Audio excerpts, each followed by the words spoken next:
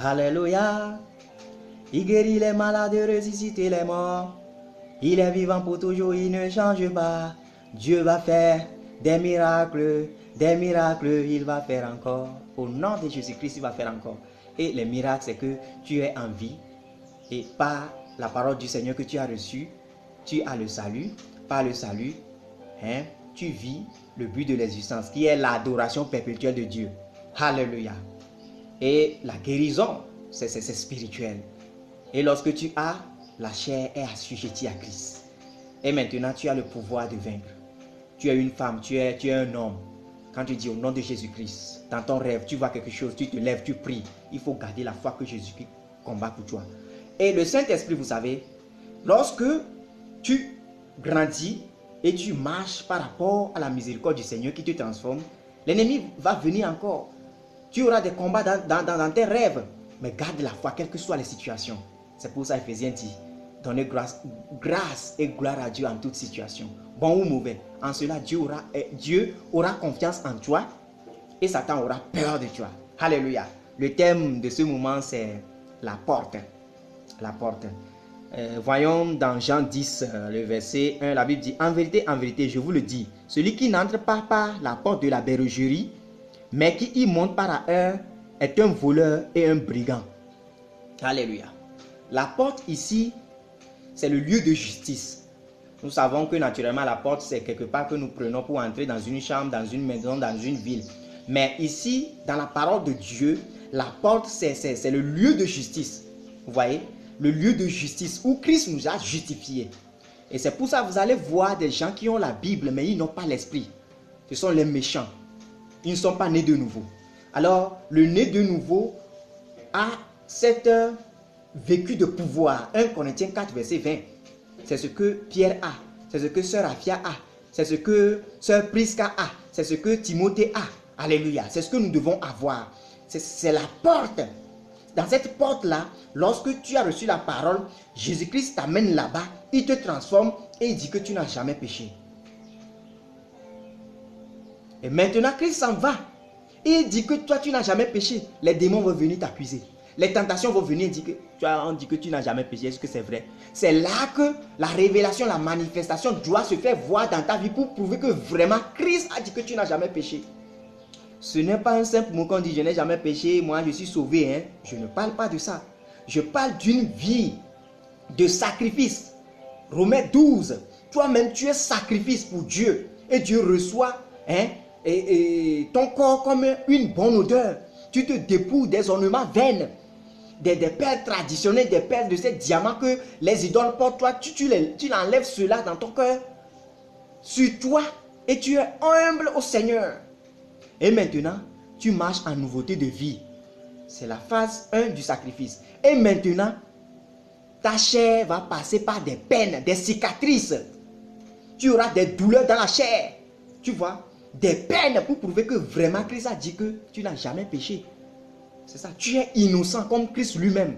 Ésaïe 53. Christ a porté ta charge. Il te décharge. Maintenant, ta vie doit être lumière. Ta vie doit être lumière. Tu dois être séparé du monde. Et là, Jésus-Christ revient encore pour actualiser que Jean 10, le verset 9. Je suis la porte. Si quelqu'un entre par moi, il sera sauvé.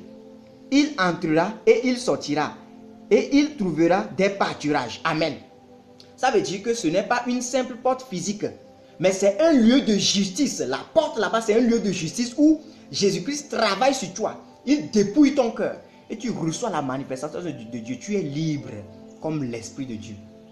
Moïse, Timothée qui ont passé, ce ne sont pas des humains. Ils sont des esprits aujourd'hui aux côtés de la paix de Dieu. Abraham, Sarai, Ève, Déborah, Ruth, Naomi, ce sont des esprits aujourd'hui.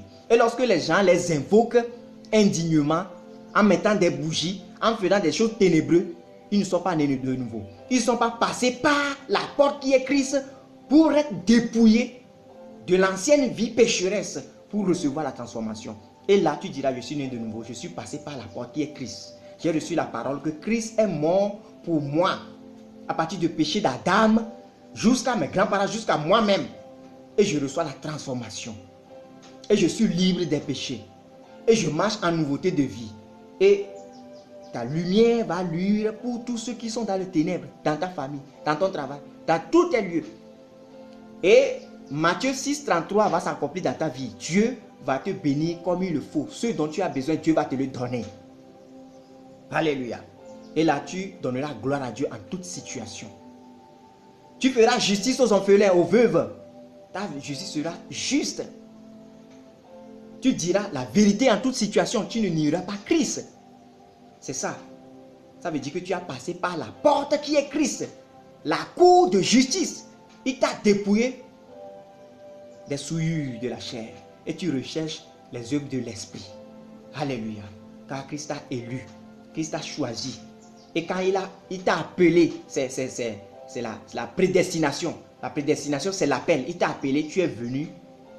Il t'a lavé avec son sang pour te donner une nouvelle vie. Et là, dans les messages qui vont sortir à travers la parole, la vérité, Christ va encore dépouiller ton cœur d'autres choses pour maintenant parvenir à la perfection. C'est pour ça Pierre dit, vous commencez avec le lait, la nourriture solide et la perfection qui vient de Dieu seul. C'est la grâce. 1 Pierre 5, le verset 8 à 10. Les tribulations vont venir. Mais puisque tu es passé par la porte de la bergerie, la porte qui est Christ, la cour, tu es sauvé. Et là, les portes des séjours des morts, qui est la cour de Satan, la justice démoniaque de Satan. Les gens vont aller là-bas pour t'appeler. Mais l'esprit va tout briser. C'est comme ça, lorsque nous marchons avec Dieu, au nom de Jésus-Christ, tout ce que l'ennemi fait à la cour, ou dans les portes des séjours des morts, Dieu détourne cela. Car la porte des séjours des morts, c'est la cour de Satan. Là où les sectaires, les vaudouistes vont pour faire des sacrifices, pour détruire les gens. Envoie-le la drogue, envoie-le la prostitution, il n'a qu'à faire l'adultère dans le mariage. Au nom de Jésus-Christ, puisque tu es passé par la vraie porte qui est Christ, il t'a justifié, ça n'aura aucun effet sur toi. Toi, garde maintenant la foi pour marcher en vérité. Sans la foi, nul ne sera agréable à Dieu. Tu peux tomber relevé, mais tu dis que je suis passé par la porte qui est Christ. Il m'a justifié et tu verras la gloire de Dieu. Amen.